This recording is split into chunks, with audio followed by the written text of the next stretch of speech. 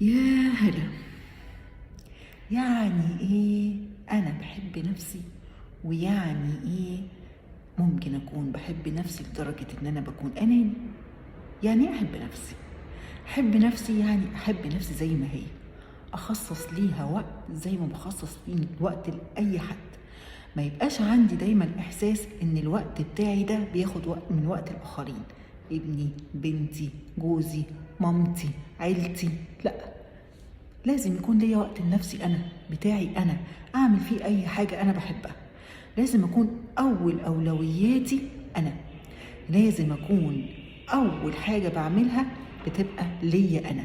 بحب نفسي عشان اعرف احب بقيه الناس كلها، بس بحب نفسي مع حب الاخرين. بس اول اولوياتي انا.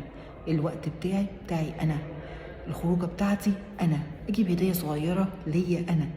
بقعد كل يوم اتكلم مع نفسي انا. ليه؟ عشان لما احب نفسي انا اعرف ان انا احب كل الناس الموجوده معايا. حب نفسك.